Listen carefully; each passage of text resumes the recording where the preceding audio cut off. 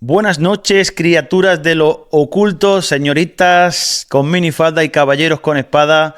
Aquí estamos otra vez en Sampa Master. Hoy es la segunda edición de Masterplan. Os traigo un invitado de lujo, un auténtico artista de Hollywood, pero no puedo dejar de recordaros para que sigáis viendo la entrevista a Jorge Villar. Nuestra primera entrevista a un invitado maravilloso, escultor digital que ha traído piezas maravillosas al mundo de la cultura pop, como el motorista fantasma. Ha trabajado con los grandes Martín Canal, Daniel Bell, y ya es él un gran artista dentro y reconocido por todos nosotros coleccionistas. Sí, señor, estoy muy contento porque esta entrevista a esta persona que viene hoy es alguien que ha llegado a cientos de millones de espectadores en la gran pantalla. Ha estado en prácticamente todas las películas de Zack Snyder. Ha trabajado con Keanu Reeves, ha sido actor, ha sido un vampiro, ha sido un hombre lobo. Ha luchado como un morador de las dunas en el libro de Eli con Denzel Washington, un auténtico artista de Hollywood. Hoy os traigo a Richard Cetrone, doble de acción, especialista de artes escénicas, de acción. Ha enseñado a Henry Cavill, a Ben Affleck, ha trabajado codo a codo con Zack Snyder prácticamente en toda su filmografía. Sucker Punch, o sea, Watchmen, ¿vale? También estuvo en Watchmen haciendo las escenas de acción de Rogers contra el comediante, esa pelea al principio de la película con el comediante en su apartamento que sale por la ventana despedido. Vais a conocer al personaje, al profesional y a la persona. Esta entrevista la he hecho con mucho cariño con Richard porque le tengo mucho aprecio. Tenemos una amistad de más de 3 años en la que él me cuenta también los entresijos del mundo del espectáculo, que me gusta mucho, el mundo del stuntman, que sigo desde hace mucho tiempo, desde antes de los videojuegos de stuntman. No sé si os acordáis. Un videojuego que tienes que ir recreando las escenas de acción. Como muchos de vosotros, yo me crié viendo el equipo A, las películas de Jackie Chan, Bruce Lee, Tom Cruise, películas que tenían estos especialistas de acción que nunca están suficientemente reconocidos. Así que la entrevista de hoy va para Richard y para todos ellos. Así que espero que os guste.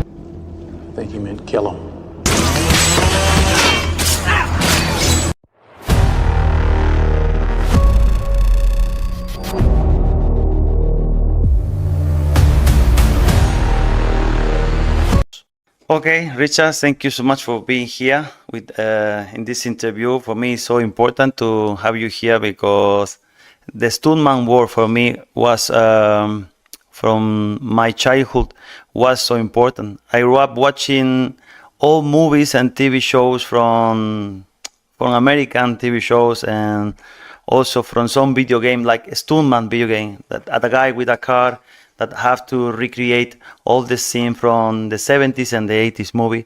It's the magic for me for the cinema. All these movies from the 70s, 80s and 90s. It's so cool. I mean, that's why I wanted to do this interview in order to know more about this. So let's start from the beginning. What made you choose this path of a stuntman? It's just something that's always interested me. I really like the physical aspect of doing stunt work in the film industry. I enjoy the artistic aspect of it. You're able to create, and I've always thought that doing something that is going to be around, your work that'll be around like way after you're gone from this world. It'll still be there for people to enjoy. I always thought that there was really something cool about that. And it just, everything just seemed like it would be a career that I would be interested in, like my entire life. Like it wouldn't be something that I would do for a while and I would get tired of it. And it's really nice to have a career where you actually look forward to going to work. Because I've had other jobs in my life, and you basically, I worked at those jobs because you have to make a living and you have to support yourself. But it doesn't mean that you're really enjoying it. It doesn't mean that you're doing something that you love. So I was really fortunate and lucky to be able to do something that I really love doing. Yes, it's so interesting because not all the people, all stuntmen like to do a stuntman. Maybe some people got inspiration, but when you do what you really want, for example, some people want to be painters or designers, but if you found what do you really want in this life, I mean, sometimes you even can do it for free, no? But so what do you love most of being a stuntman? What is your favorite part? I think my favorite part is creating something that is unique to your talents and abilities and the people's talents and abilities around you, and then performing it. I just always love to perform. And I think that's probably my favorite part, coming up with something that's unique to yourself, putting your own artistic flair on it, and basically making it your own. You look at different movies and maybe iconic movies, and you think of the lead actors that were in it, and if there's a different lead actor that would have been cast in that role, it would have been a completely different role. So when you're a performer, you can put your own spin on things, and that's what I really enjoy doing. I like to read a script, and then it says, that the guy did this or did that or that, and then I just think of a way that I can do that particular thing and make it more interesting to the audience than maybe even the guy who wrote it had in mind. Like, I'm always trying to take what's given to me and make it even better and make it more enjoyable to the audience. And I really enjoy doing that. This is so cool because how do you do that? Because I mean, you read comics. I mean, you got inspiration by comics, also because you know the stuntman world, and I think I can do it so cool beyond the script. Yeah, it's a combination of things. Growing up, I kind of it was almost like I knew that one day I'd be able to do movies where I could portray superheroes, because I always loved reading comic books, and to this day I still buy graphic novels, and that you learn a lot, and a lot of that stuff gets embedded in your mind, different poses and different ways of doing things. It really does after a while. Like I have so much to draw from my experiences as a kid, just loving this stuff. I've always wanted to do something like this. When I got into stunts, I always wanted to portray a superhero, and specifically Batman was my favorite growing up as a kid. So I always wanted to do that. So I've kind of been training for it my entire life, as weird as that sounds. But that, and I took acting classes for when I first moved to California, to Los Angeles, for probably about 7 or 8 years. And I really believe that makes you a better performer as well. Even if you're not interested in acting, if you just want to do stunts, there are always aspects of acting and stunts. So it's very wise, I think, if you're interested in getting into stunt work, to also study acting. And I did that as well. And I think that helps me be a better performer. And I just love this stuff. That's a big part of it too. It's a job, but if you also are invested in it, just emotionally, like this is something that you just love, and I've loved it as a kid, I think that helps you as well. I think that gives you a little edge in performance that maybe someone who's just looking at it as another job necessarily wouldn't have that same edge. It gives you an extra motivation because you have a motivation in order to perform, to do even more that the director asks you, to go beyond. Yeah, That's so cool. definitely.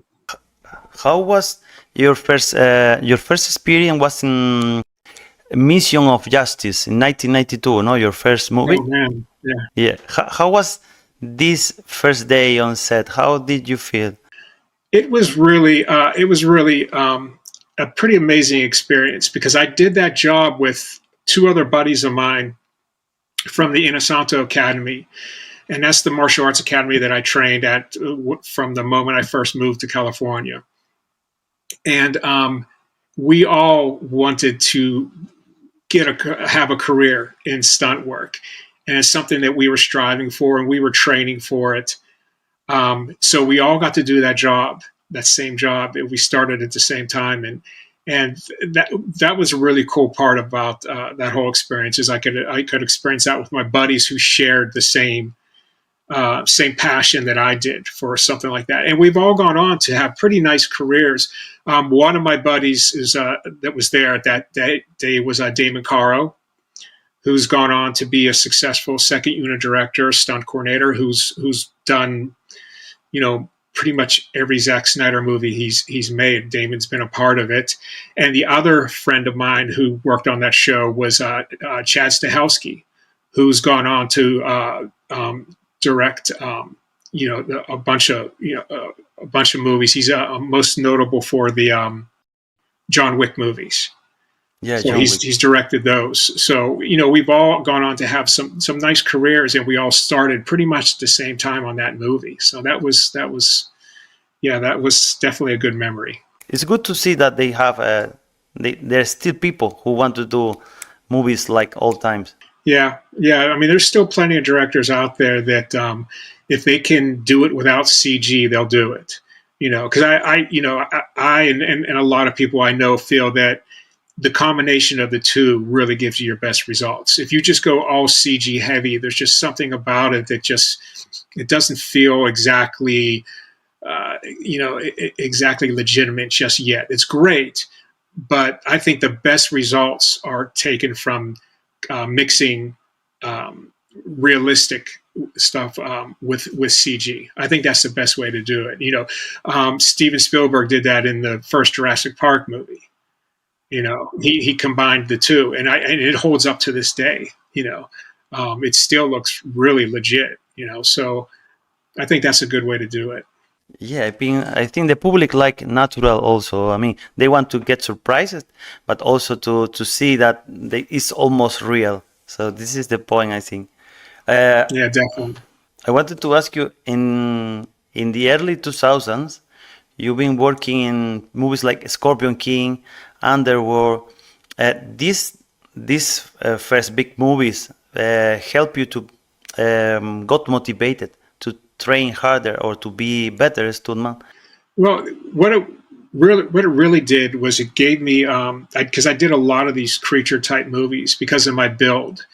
They look for the taller and leaner guys to go to be in these suits, and so what it really did for me is it gave me a lot of experience.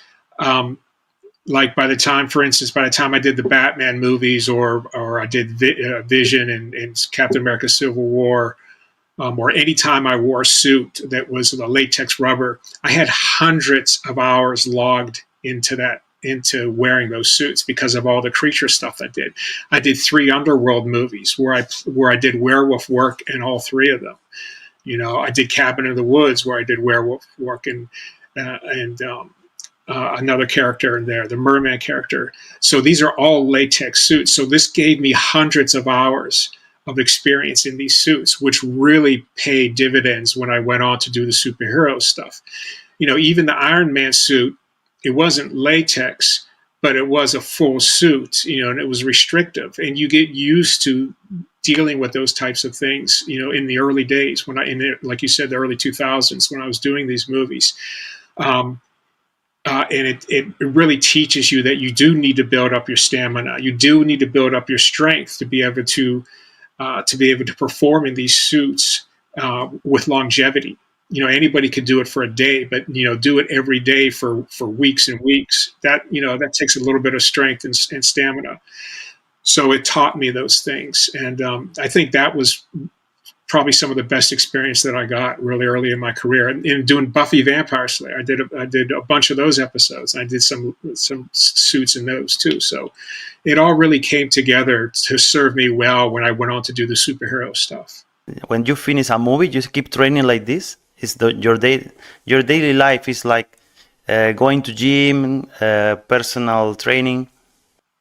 Yeah, I mean, you have to, because when you're working on a film, you don't have as much time to be in the gym, to go to the gym and train like you normally do. You're always in your best shape when you're not working, or that's what you're supposed to be, right? So then when that job pops up, because sometimes jobs just pop up out of nowhere, you don't get any, any type of notice. So you really need to be in the best shape that you can. So the bulk of your training is going to happen when you're not working.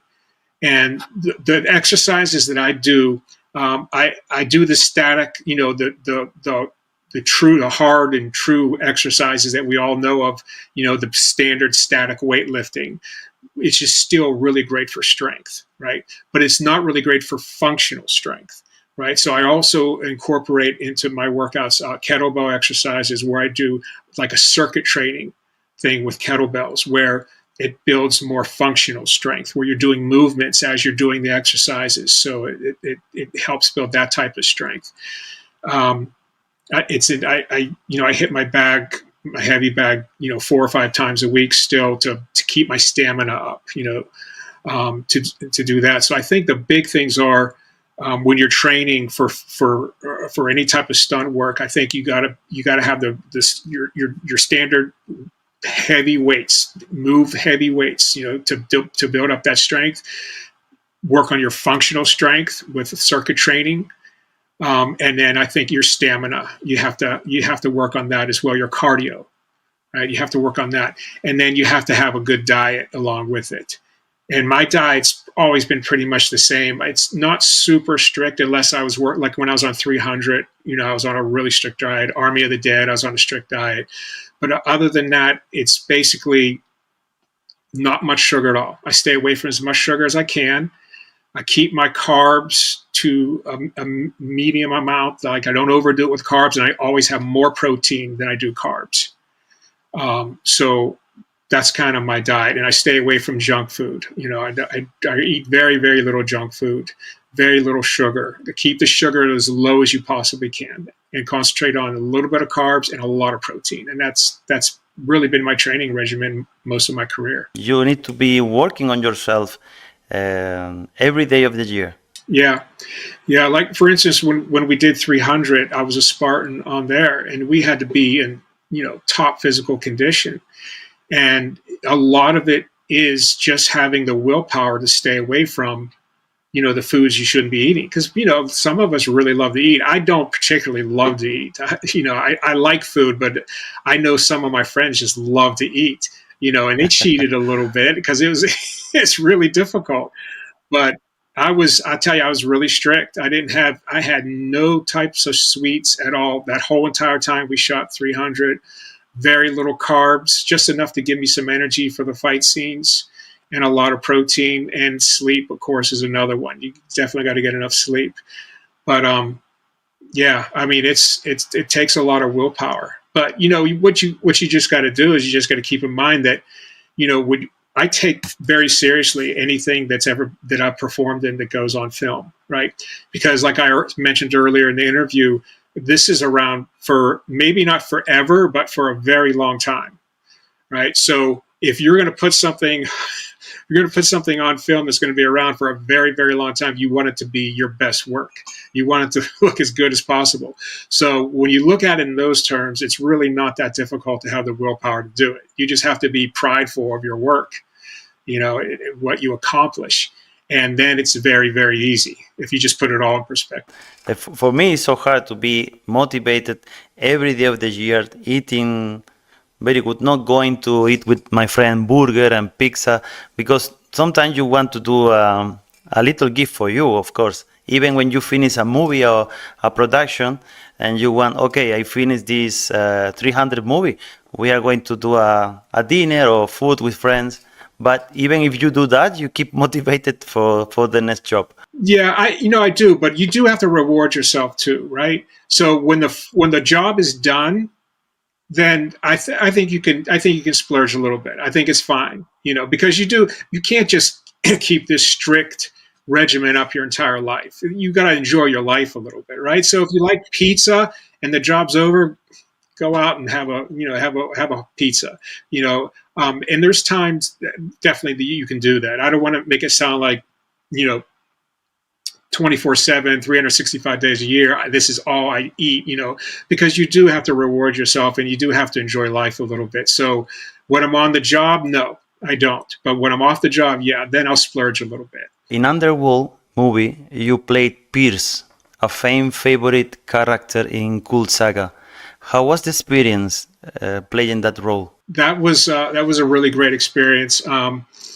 Because I did that job with a lot of my buddies were involved in that job, and a lot of us, it was some of our earlier work, so we were learning together. We got to go to a different country. We filmed that in Budapest, Hungary. So that was a really great experience. That's the first time I was ever in Europe at that time, so that was really a cool experience. Getting to work with Michael Sheen, who I just anytime I get a chance to work with an actor that I consider the top of his game, I always enjoy it because I learned so much. I just watched him constantly. He's a great actor. I watched him constantly and learned a lot from watching him. What was really like fun about that job too is I wore a lot of hats in that job. I doubled the lead bad guy, Bill Nighy's character, the lead bad guy vampire. I doubled him, did his action. I did werewolf stuff, werewolf action, werewolf stunts in that movie. I trained the actors. I did fight choreography in that movie. So it was a bunch of us who were just like young guys who were given, this movie to do. And we all just threw in and did whatever we could. Everybody helped out doing whatever their skills, allowed them to do, and made a lot of friends on that film, and really had a great time and a great learning experience. That's definitely one of the movies that I think helped shape my career for sure. This is so interesting because this is behind the curtain. You can see that people create strong relation and they learn a lot for upcoming movies. So I didn't listen before, nobody telling me this experience, so this is so cool. And for example, you've been working also on the Book of Eli with Denzel Washington. Mm-hmm. Really? Yeah, he always, when I see him, he always give good advice to people, and he also like martial arts, equalizer movies. And when you was working in that movie, have you been talking with him about this kind of stuntman work? I did, and I worked in that movie for about 2 weeks. So when I'm on a movie for like the whole run of the movie, I get to know the actors pretty well, and we have some good conversations and stuff. On that particular one, I didn't talk to him much. He told me a joke. It was pretty funny. I can't repeat it, but I didn't have a lot of conversation with him. But I thought it was really interesting working with him because I learned something that when he says his lines on set, you can barely hear him. Right. So a lot of his stuff is very internalized, and he's a great actor, obviously. But it was really interesting to me that I could barely even hear him saying. He's mic'd up, so of course they're going to hear every word. But he's not really loud. He doesn't try to be overpowering. He just has that inner strength, and it was really interesting to learn. It's a good lesson to learn. Another thing I learned about him is he's really good with fight choreography. He picked it up really fast. The fight scene that we did, we called it the highway hijacker fight scene, right? Because there was like 4 or 5 of us that were trying to rob him, right? And he did that whole fight himself. like most fights, you're going to have a double in there at some point, doubling the actor to, because they can do it better. That's what their job is. Their job is to look good fighting. The actor's job is to look good acting, right? So, but with that particular scene, he did that whole fight himself. And he really moved smoothly. He was really, really good. I was very impressed with his ability to not only learn the choreography quickly, but to perform it very well. You can see that Denzel, he moves so smoothly. Yeah, he looks like he really learned fast. He's able. I really believe, watching him in films and then getting a chance to work with him, he's really good at internalizing the character.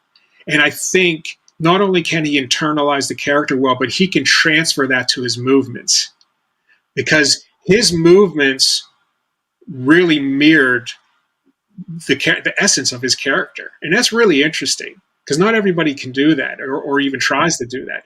But they really did. If you watch that movie and you watch how his character is, how he conducts himself, how he interacts with other people, and then how he fights, they're very similar. There's not a lot of crazy aggressive movements. They're just smooth.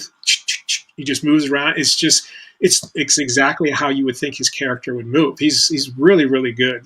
Some time ago, I hear from Ian McKellen when they ask him, "How did you prepare yourself to be Gandalf?" And he just say, "I just believed that I was Gandalf." So he really believed that he was a wizard.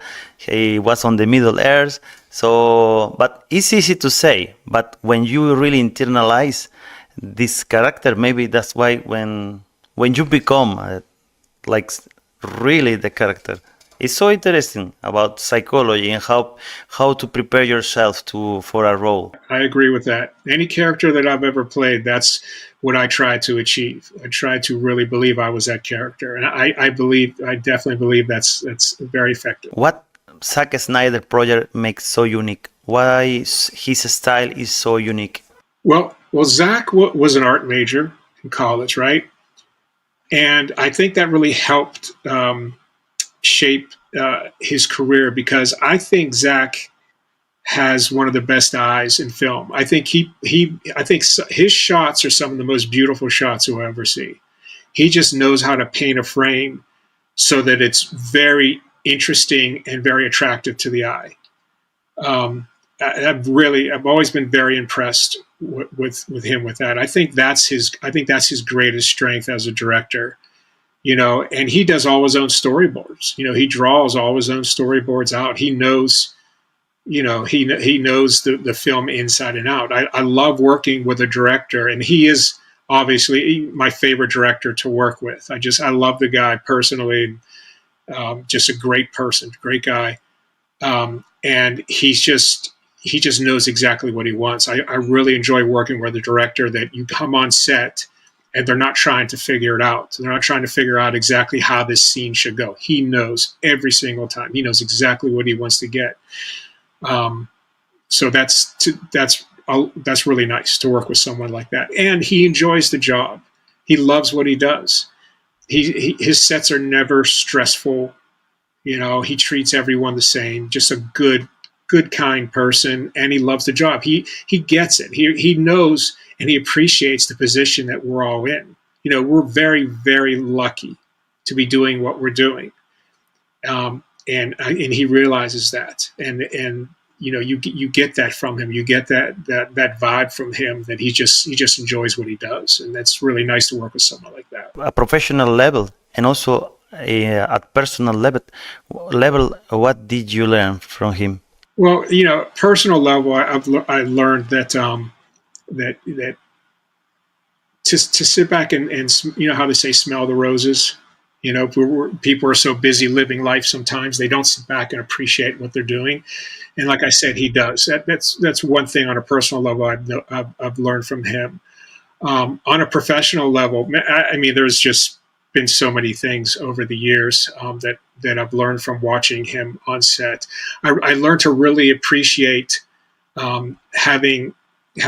being very detailed in your work, because he's extremely detailed. Zack will be, he's the director, and he's off looking at part of the set and talking about how he wants this changed or that changed, or just something that, that maybe one of the artists is doing on a piece of the set, and he'll get in there and jump in there and help them with it, or props or anything. Like, he's involved in every aspect of movie making on the set.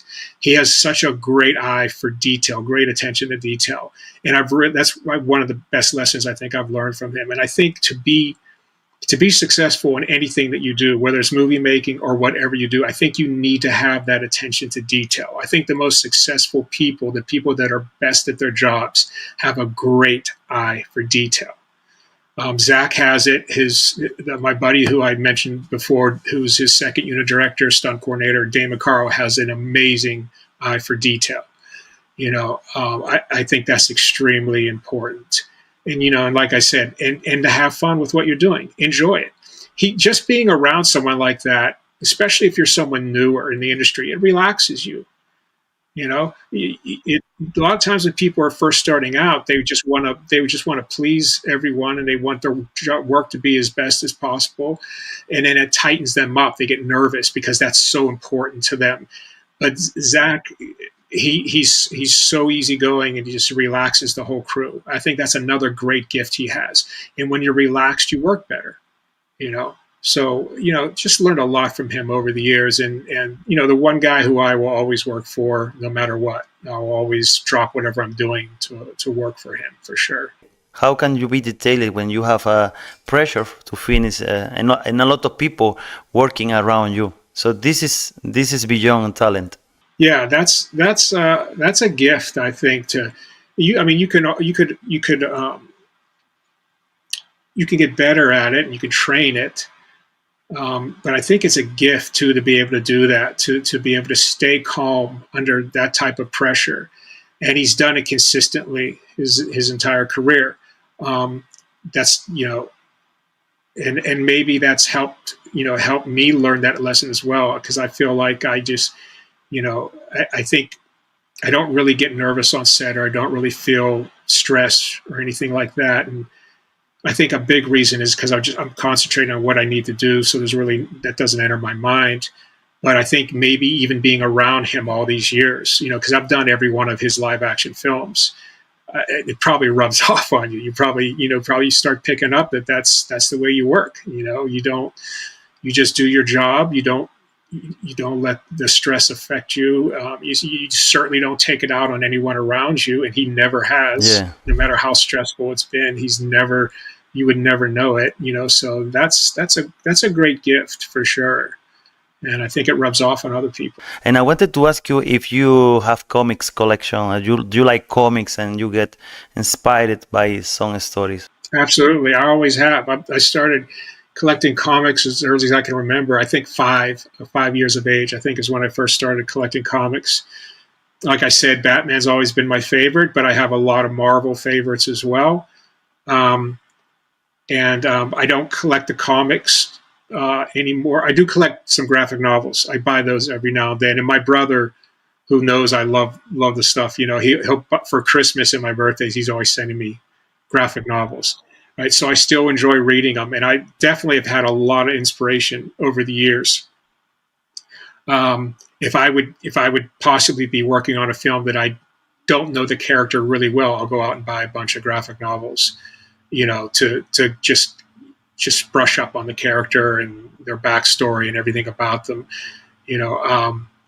But I think they're great inspiration, and it's, like I said earlier, I think it's really helped me in my career tremendously. I know it has. How was like being working like Tony Stark? Because you told me that you prepare yourself mentally for the role. How is prepare yourself to be inside Iron Man? Yeah, that's a 2-part deal, because you have to prepare yourself to be the character.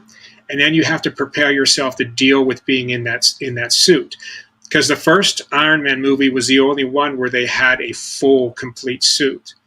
The Iron Man movies after that, and all the Avengers movies, they had a partial suit. Sometimes it was just all mocap suit, and sometimes it was just a helmet. Sometimes it was a helmet and a chest piece. but it was never a full suit like it was on the first movie. So just mentally preparing yourself for that is important, because it's part of the, physical stamina is a big part of it, and mental stamina is a huge part of it. You have to be prepared to be in this thing, and it gets a little claustrophobic at times, so you have to learn how to deal with that as well. But that's a character that I knew a lot about growing up as well. I always loved the Avengers, so I knew all those characters pretty well. So that was something that that helped me get into that character and portray that character. And then, of course, when I got the job, I went through my old comics and graphic novels that I have, and I brushed up on the character just to see, if I can visualize how he moves, different fighting stances. And then I would check out my animated movies, because I have the animated cartoons, right? They have some Avengers cartoons. So I would check those out and check out just to get inspiration from what the artists did in those, and just to get some ideas and then whatever I could come up with on my own. I came up with a couple of things on set on my own that seemed to be pretty successful. So it's just, and I just go back to what I said earlier. A big part of this is a love for what you do and a love for the characters that you're portraying, and to really believe you're that character. I really, that's a big part of it. You've been working in Iron Man first and Iron Man 2. One of the Iron Man doubles in the first Iron Man, specifically at the end of the movie, the Ironmonger fight, when he fights the Ironmonger at the end, that's stuff that I did. And then in the second Iron Man, I did not double Iron Man in that one. I just worked a few days on that one. I think it was like a big crowd scene or something. I was just an ND stunt performer on that one. I didn't double Iron Man in the second one. How is working in the first one? You've been in contact with Robert Downey. How is working with him? He was. It was cool. He was. I really appreciated.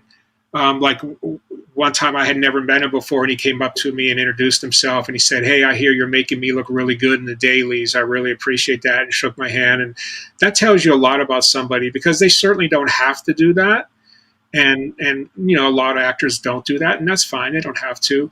But when somebody does that, goes the extra step like that, it really tells you a lot about that person. Like Henry Cavill, after we did our fight scene in Batman vs Superman, he came knocked on my trailer and had a whole grocery bag full of like protein powders and things to make smoothies and things to make protein shakes and coconut milk and all this stuff. And he said, "Hey, I just want to thank you for not hitting me or hurting me in our fight scene." Cool. So when actors do stuff like that and go above and beyond, I mean, I think it really tells you something about their character.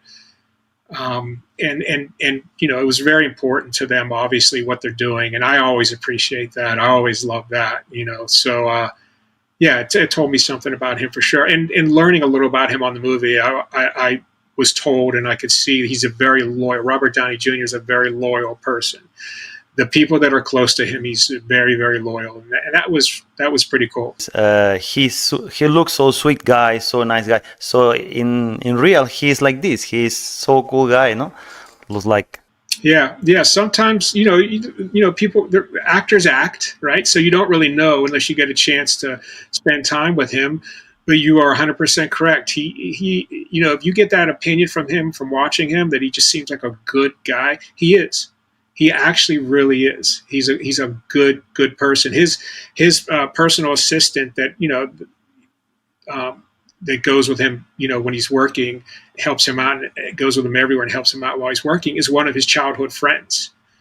So friendship is obviously important to him. Of course. So yeah, he is. He is actually. Yeah, you're right. He's a good guy. But you also did Giant Frost in Thor.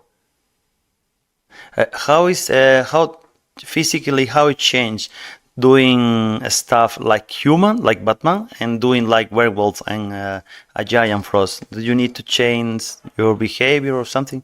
Yeah, you need to research the characters, research what's been done before you've taken on the part. and get yourself in that mindset, and then physically train to be that character. I trained a lot physically to be a werewolf character.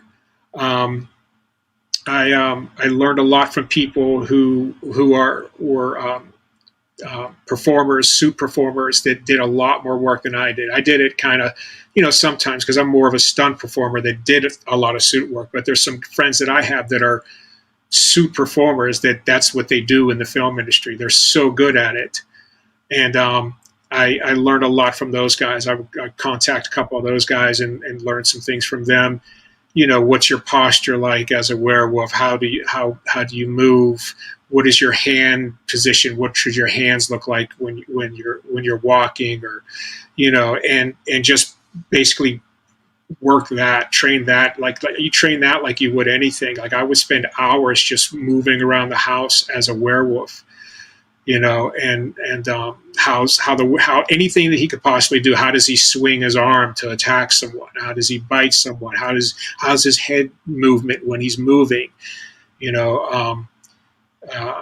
Just anything you could think of, any possible scenario I could think of, this werewolf could be in. I would practice it, so I would be ready for anything. So and then a frost giant, you had a little bit to go on. But those, I just tried. Those are more human characters, right? But how do they attack? What do they use in their attacks? How are they? Are part of them animalistic at all? So you just research all this so when the time comes, you're ready for whatever they throw at you.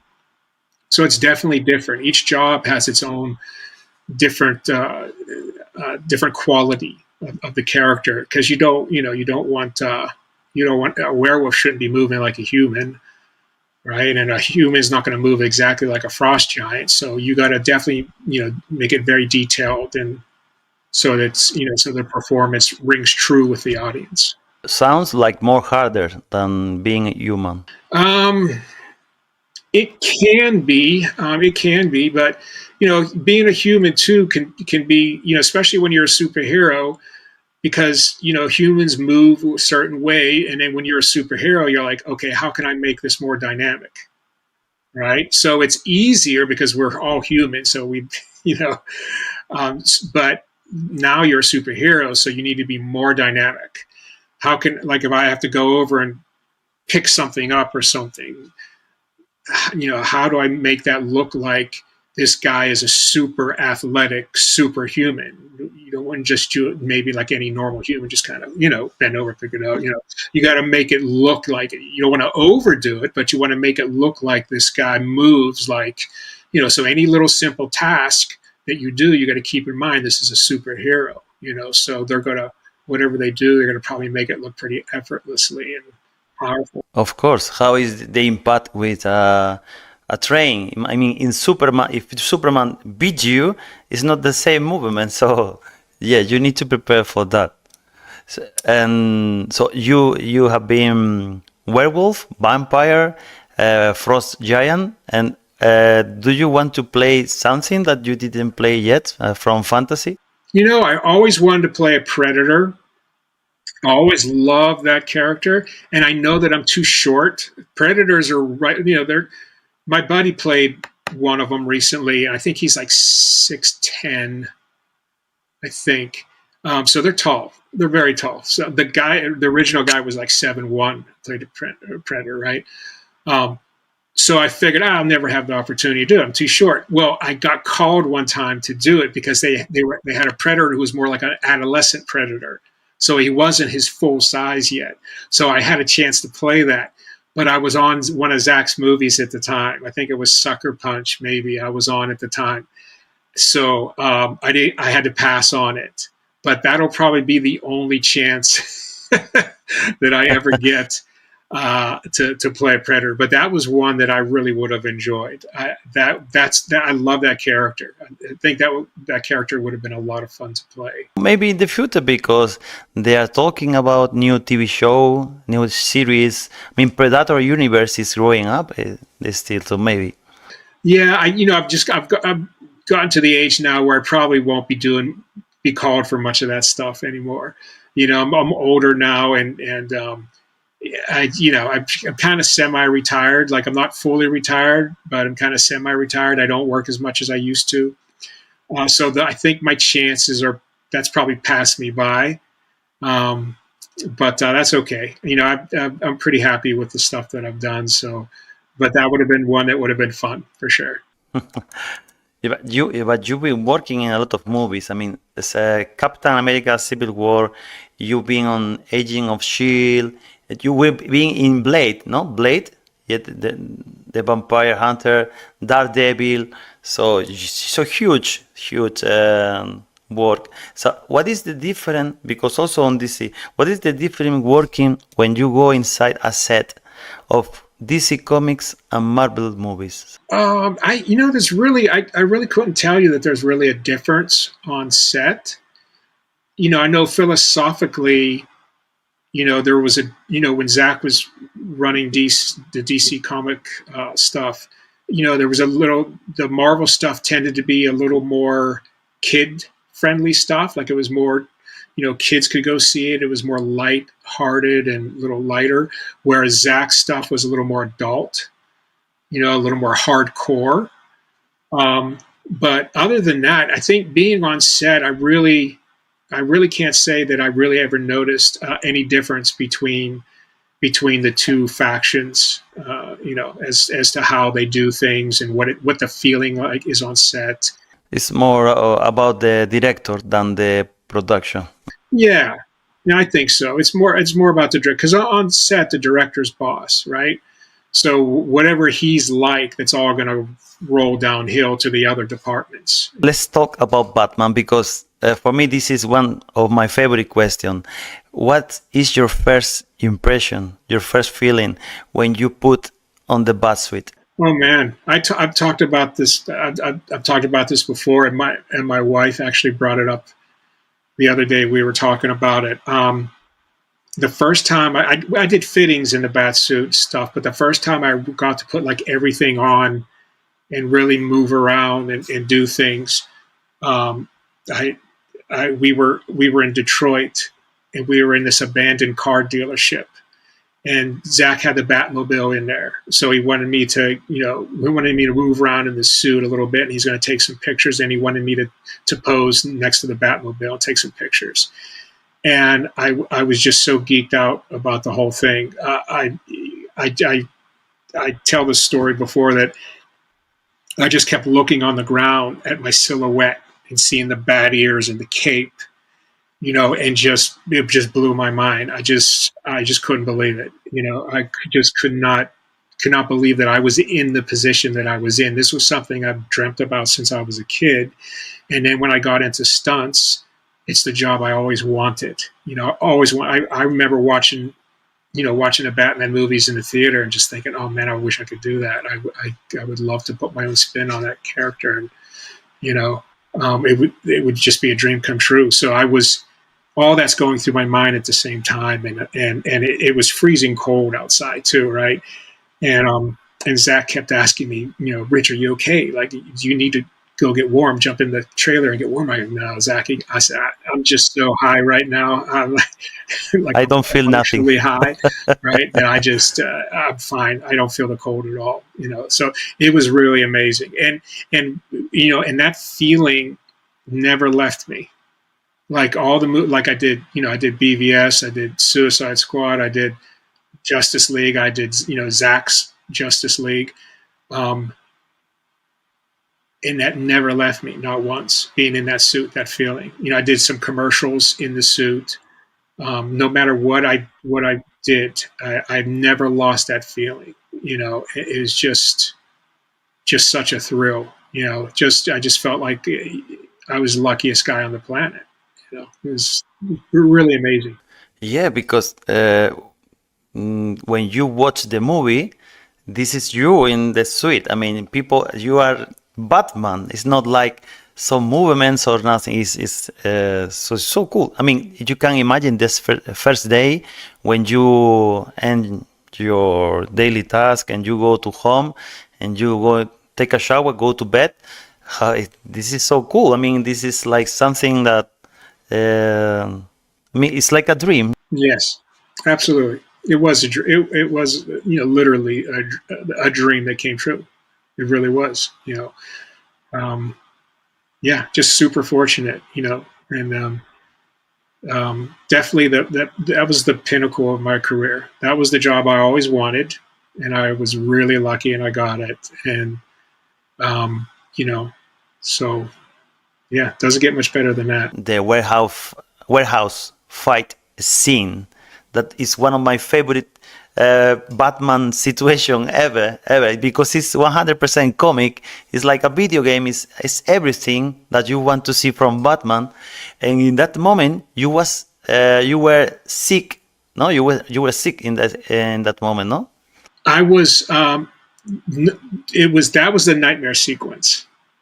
Yeah, the nightmare sequence. I had a family issue the night before that was, something I had to deal with, and was basically kept me up all night. Right the night before we shot the nightmare sequence, so I may have gotten 1 hour of sleep. So I was completely wiped out for that. And you can see it. You can see it in the footage. That I'm very lethargic. It's tough for me to just do anything really. That was the toughest day of my career. So I think that's the one you're speaking of, the nightmare sequence. The nightmare sequence, not the warehouse. Yeah. Yeah, that was tough to get through. That was a tough one. But the warehouse, I was good. I was in top shape, top form for the warehouse fight, thankfully. Yeah, that scene. How many days took the warehouse scene? I believe that was about 10 days. I believe 10 days of shooting. A lot of coordination, a lot of movements. Yeah, I got lucky in many ways. That I got to do a really cool fight. The way it was choreographed. Got to do it in a Batman suit that was right from the comics. Right, it wasn't a Hollywood suit. It was actually a suit from the comics.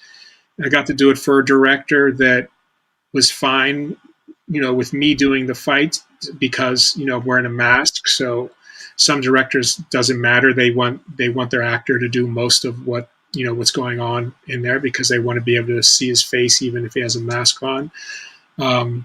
So I got really lucky there. It was just like a perfect storm of events that led up to to me being able to do this. And yeah, it's just amazing for me. Just amazing time. What is your best memory working with in the Batman movies, with the actors, with Henry, with Ben Affleck? What is very good movies or funny moments about? What was a good one that I really enjoyed? Because if Ben was on set doing something, then I usually wasn't, right? And if I was on set doing something, then Ben usually wasn't. But the one thing the one scene that we got a kick out, and we were both laughing about it. We actually had a good time doing it, and because we actually got to work together in a scene. Was when the Batmobile pulls up into the Bat Cave. And I jump out and walk towards the steps. I start going up the steps, and there's a wall there, and Ben is halfway up the steps. And then Ben takes over and walks the rest of the way up the steps into the Batcave, and then does whatever he was doing, talking to Alfred or whatever he was doing. So they call that a Texas switch in Hollywood, right? So that was a scene we actually got to do together, and it was fun. We had a good time kidding around about it, and that was a really nice memory. That was really a lot of fun. Any time interacting with people that you enjoy being around, that's why I love working with my friends. Anytime you have that, just working with one of my closest friends on there, Dave McCarro, and good people.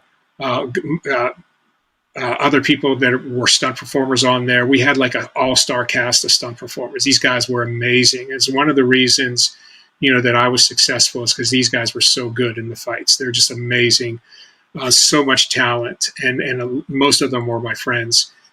So that whole thing, the whole process, really, from point A to point B, the whole process was just so much fun.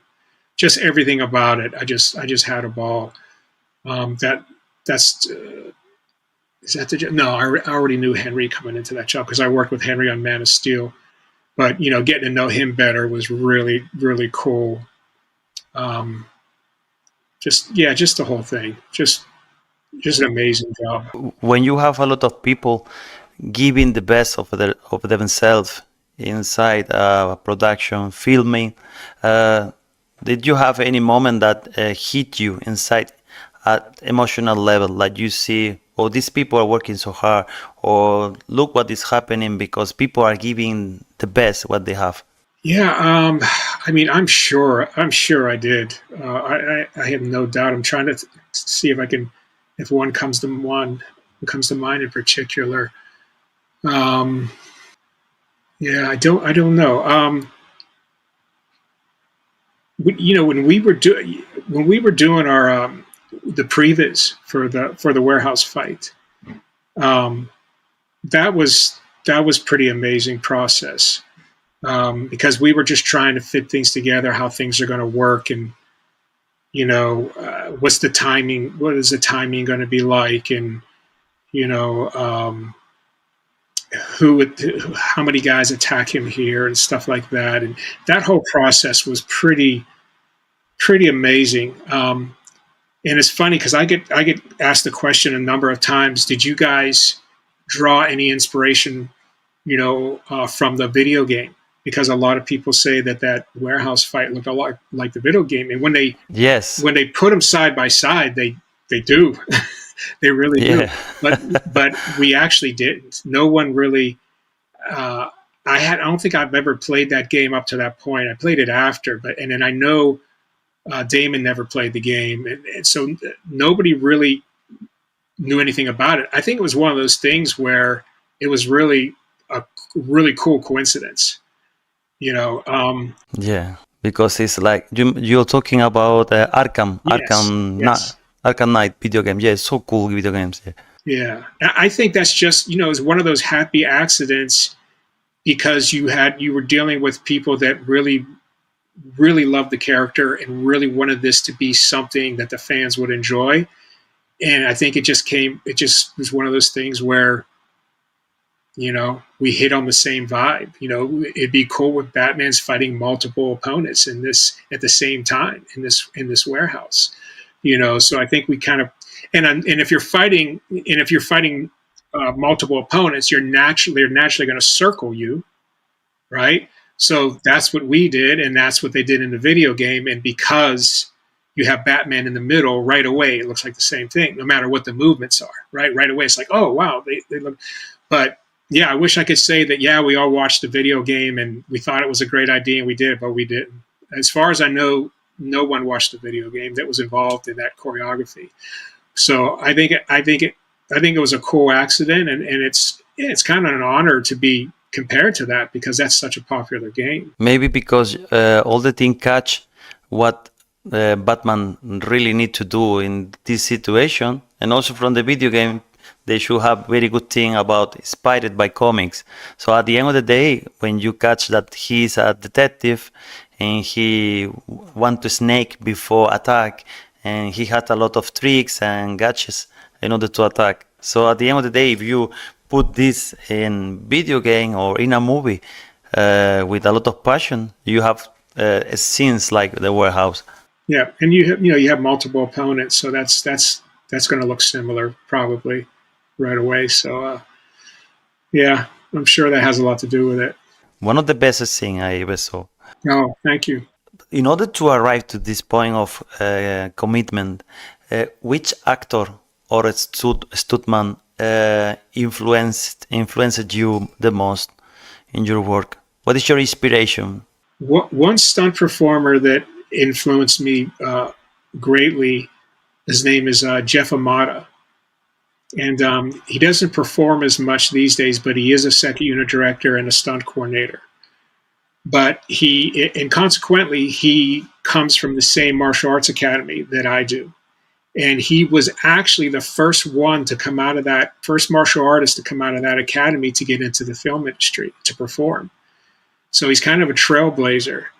But I saw him perform in a movie called Big Trouble in Little China with Kurt Russell. Oh yeah, Kurt Russell, yeah, of Right? course. And he's in the scene where Kurt Russell was going to pick up the girl with the green eyes at the airport, and Jeff is part of the gang that goes to kidnap her, and they get there basically at the same time, right? So Jeff has a telescopic baton, right? It's one of those things that it extends out, and it's a baton, and then a balisong, a butterfly knife in the other hand.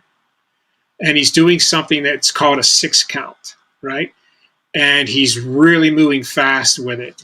And I remember seeing that in the theater, and I was blown away by it. I could not believe anybody could move this fast. It was amazing. And then when at that time it was VHS. When the VHS came out, I just studied it over and over and over, trying to figure out what this guy's doing. And I started following his career. And then I found out who his teacher was, and that's one of the reasons. That's one of the things, actually. There's a number of things, but that's one of the things that led me to move to California to learn martial arts under Dan Inosanto, who was our teacher. But he was the first big influence on me as far as how cool it could be to be a stunt performer. I just loved seeing something like that I had never seen before, that was so entertaining to watch in a movie. And I just thought, oh man, wouldn't it be cool to be able to do something like that, to entertain people in films. And so that was one of the seeds that was planted early in my career.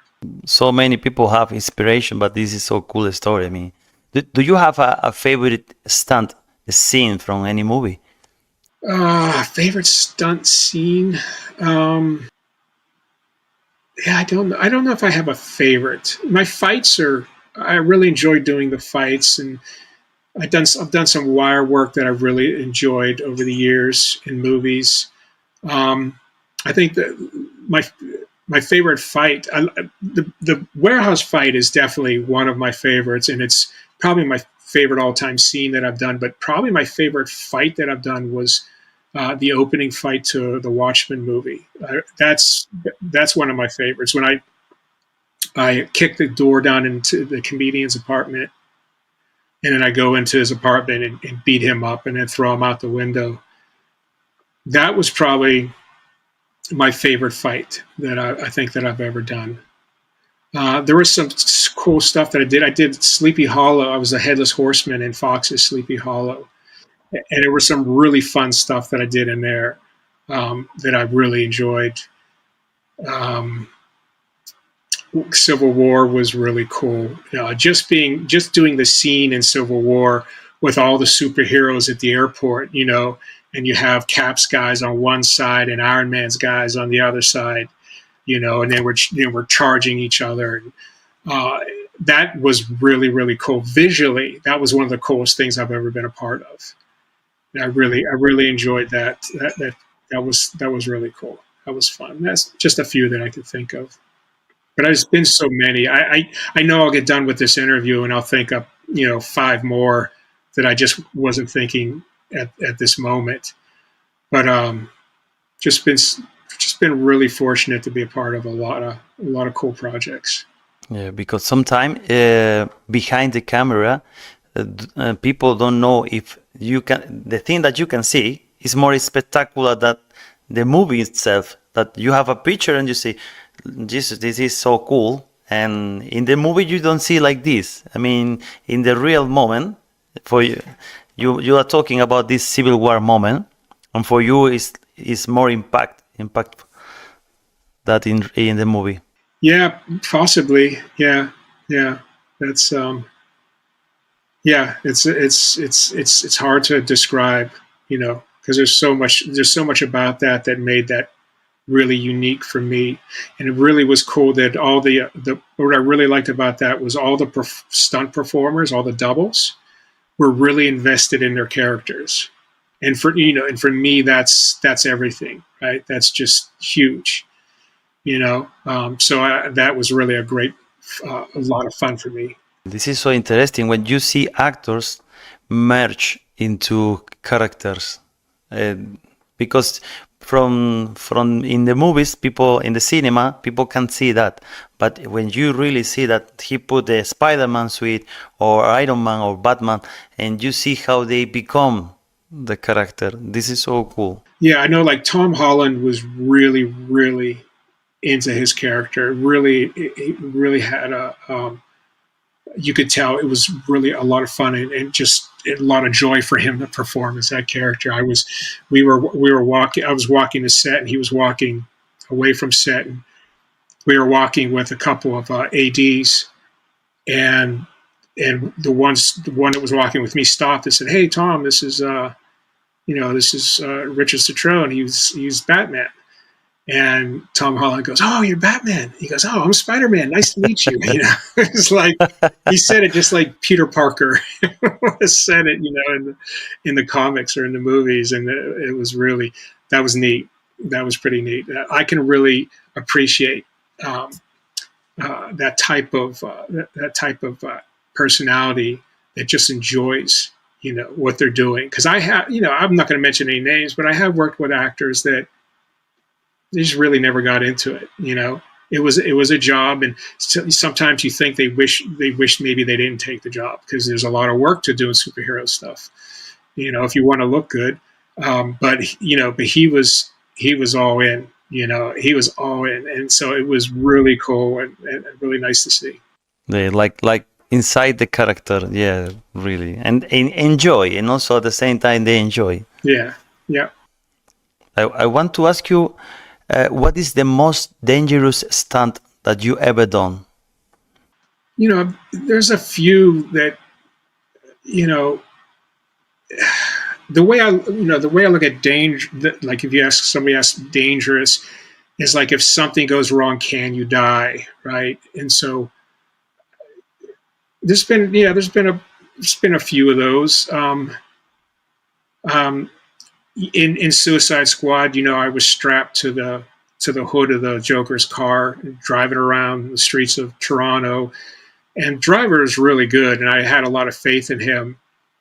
And we're moving pretty good, but if that car rolls, if he hits a corner too hot and it rolls, it's over, right? Because I'm trapped to the roof. I'm not getting out of that one, right?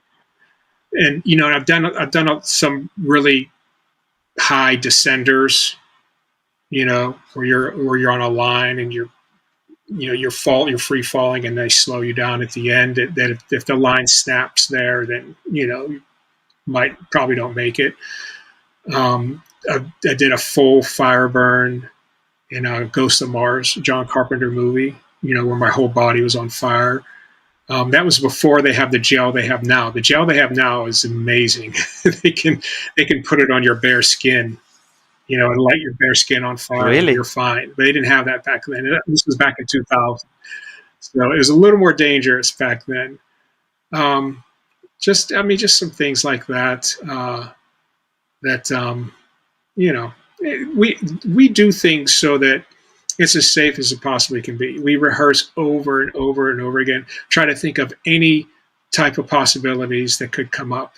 So when we do something, it's usually really safe. Sometimes there's a mechanical breakdown, and unfortunately those things will happen sometimes. But for the most part, we stay pretty safe.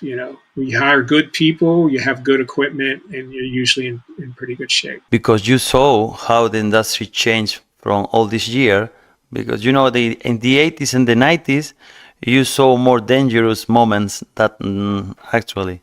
Yeah, it's gotten safer and safer in the industry. They put down foam, like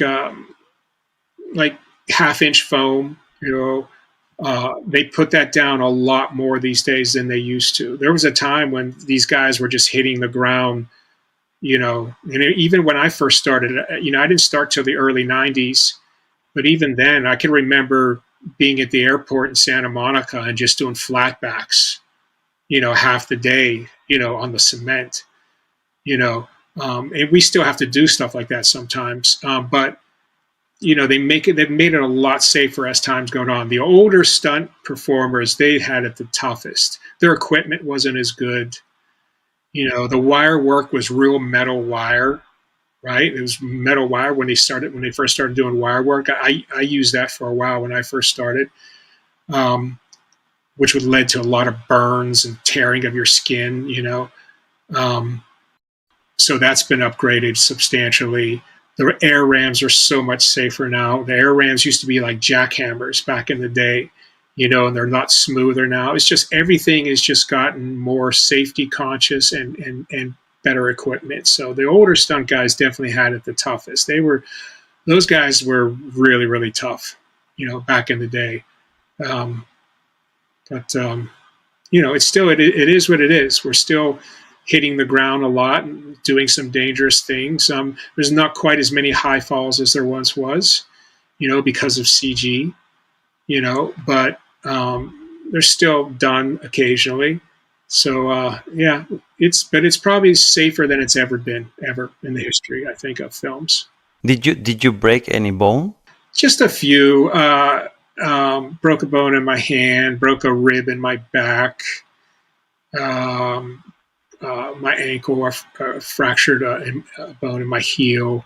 Just a few things here and there. Knock on wood, I've been really fortunate. For me, it's been more of an accumulation of things with my spine.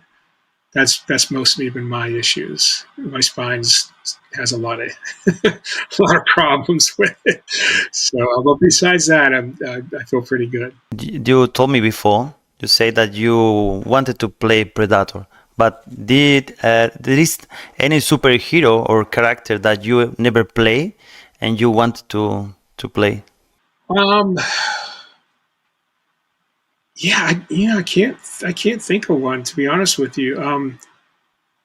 Batman was the only one that was really my dream. That was the only one that I was so fixated on. Sometimes I think I willed that to happen because I used to think about it so much. I used to dream about it. I was trying to think if there's another. There's a Japanese superhero that I watched as a kid, and he fought monsters, kaiju, right? Kaiju, yeah, right? Kaiju, yeah. And his name was Ultraman. Have you ever heard of him? Ultraman, yeah. Oh, okay. Ultraman, yeah, the guy with the silver suit. Yeah. I have the mask. See it? Really? Yes, Ultraman. Right? Yeah, I didn't see. Yes. Yeah, that would be one that would be one that if I could play, I would enjoy. That's not a Marvel or a DC, but that would be cool.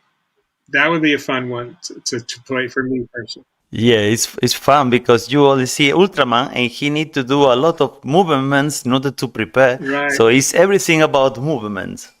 Yeah, that would be cool.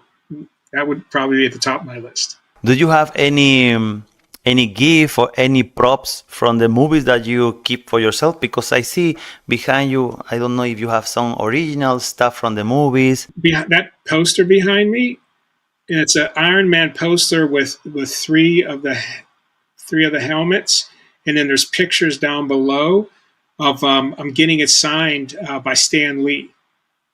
By Stan Lee. Yeah, so that's me getting my poster signed by Stan Lee. Not as many as I should. I really wish I would have gotten more. I was supposed to get my cow, my Batman cow, and I never got it. It never came in the mail. I wish I would have gotten more things over the years, but it's just just something I've neglected to do. I wish I would at least gotten a Batarang or something, from the movie. But not a whole lot of stuff. Not really too much. I got one of the prop guys gave me. Do you remember the scene in Justice League, in Zack's Justice League, with the Joker, between the dialogue between Batman and the Joker? Right? Remember that at the end? Yeah. Well, Ben couldn't be there at the same time as Jarrett could. Their schedules just didn't match. So Zack asked me if I could do the acting, Ben's acting, for that scene when the camera's over my shoulder onto Jarrett. So I did all Ben's lines. And so that card that he handed it to me, right? So the prop master gave me. I'll show you. Let's see. The prop master gave me that card. Oh, really? The car? Yeah. So cool. So that's the card that Jared Leto handed me in Zack's Justice League. So I got that. Yeah, because I was reading that guy's like Song of Anarchy, the actor Charlie. You was working with Charlie with from Song of Anarchy. What's his name? Charlie. He was on Rebel Moon. Oh yeah, okay, yeah. Charlie Ada. Yes. He said in one interview that because nobody wanted to give him things from the set, he took his home and say nothing. Yeah. So because his character, he really loved his character, so he took some things in order not to lose. Right. So at least maybe in the future you will get the call from Batman.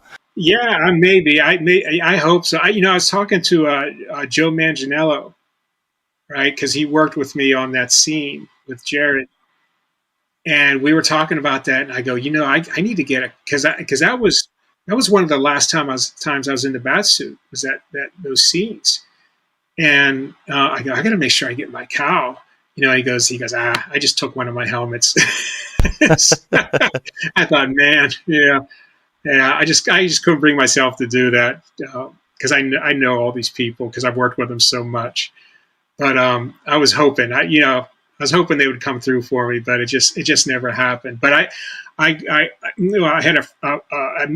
made a new friend. His name's Al Vasquez, and he's a cosplayer. He's a Batman cosplayer, and he's fantastic and just a great human being. And we actually brought him out for our wedding. So he was Batman was at my wedding, my wife Jamie. So it was really cool, right? And so Zack was there too, right? So Zack saw that and he's like, yeah, of course, Batman's here. So he just a super human, just a great guy. And he actually, for my birthday, it was my birthday last week, I think it was, and for my birthday, he sent me a complete bat suit that is just like the one from, not exactly like the one I wore, but very close to the one I wore in BVS. So he sent that the other day in the mail, and the cow is amazing. I mean, these cosplayers, the work they do is incredible. I mean, it's really professional, really professional, really good. So I do have a cow now. It's not the one I wore, but at least I have one. So that was really nice of him. He gave you the full suite? Full suit, everything. Oh, full suit. Everything, suit, utility belt, boots, gloves, cowl, cape, everything. Yeah, super generous guy, very, very, very nice person, and he gives a lot to the community and to the kids. Like it's a labor of love for him. He loves the character, and so it was really cool for him to be in our wedding. And do you have this suite in your wardrobe, or are you going to prepare like a collection song in your house? You know what? Right now, I have the cow on a stand downstairs in my entryway because I have some statues there. I have a Batman statue. I have a life-size Darth Vader bust, right? And because I like Darth Vader too. I played Darth Vader in a short that me and my buddies did, so I always love that character too. That would have been a good one to play. That'd be another answer to your question earlier. Yeah. And so. But what I'm going to do is I'm going to get them. These mannequins you can buy in the store, or you see in the store where portraying the clothes. Yeah. I think I'm going to get one of those and put the bat suit on him and have him pose in a fighting stance and put that somewhere in my house. It will put a smile in your face every time you will see. Yeah, for sure. After all this year in this business, what is the biggest life lesson you learned? I'm definitely a loner, right? And I've always been more introverted than extroverted. And when I do things, I would rather just do it myself, do it on my own. Just do it. Like I don't like I don't like to ask for help for people like that. But I think maybe the biggest life lesson I've learned is you can achieve the greatest things when you work together with people who have a similar love for whatever it is that you're doing. That's, I think, when you can achieve the greatest things, when you come together as a unit with people that share your same vision and your same love for what you're doing. That might be the biggest one I've learned. So be surrounded by people who inspire you. Yeah, like-minded people who inspire you, where you share the same goals, same visions, and preferably people of good character. The film industry has a way of weeding out people that aren't really the easiest to work with, get along with, who maybe aren't really the nicest people out there, because they'll eventually not get work anymore. Even, there's even been some big name actors that have had trouble getting work after a while because they're so hard to work with, right? It applies to everyone, so you gotta be someone who is, who's a good person, who's thoughtful and, considerate. That those are the people that really work the most in the industry. You got to have the ability too, of course, but you want to work with good people, pleasant people to be around. Also in professional way, but also in near your friends and your family. Do you have good support from your family, from your wife, from your people? Exactly. This is very important in order to feel comfortable with your daily life, in order to translate it into your work. So, Yeah. inspiration. Yeah. And what advice will you give to the next generation of stuntmen and actors? Well, I mean, as far as stunt performing, you get what you get out of it, what you put into it, right? And there's no shortcuts. If you want to, it's a very competitive industry. So if you want to give yourself the best possible chance at succeeding, you have to work for it. For a stunt performer, I highly recommend training in things that are going to help with your agility, fighting proficiency. I would definitely take acting classes. Especially actors. There's actors that just feel like they're going to come out today and just be able to act in a film and not really work at their craft. And you got to train. You got to work at your craft. You got to put a lot of time into it. So I think even for stunt performers, I think you need to get out and take some acting classes, and that'll help you be the best performer that you could possibly be. And just enjoy what you're doing. Do it for the right reasons. Do it because you enjoy it. If you get into this industry because you want to be a star, and you don't really love what you're doing, you probably won't achieve what you want to achieve.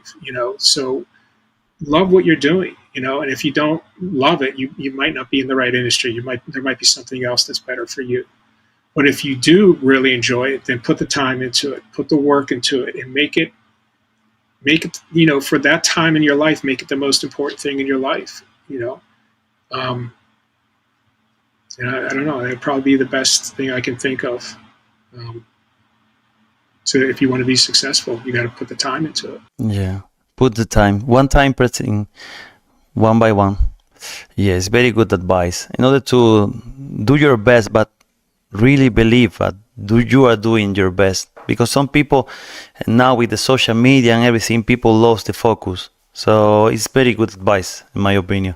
Do you see yourself in 20, 30 years in the future, like watching the movies and like, grandpa watching the movies in the chimney and look, this is where I was playing Batman. Yeah, I mean, hopefully, if I'm still alive in 20 or 30 years. Yeah, sure.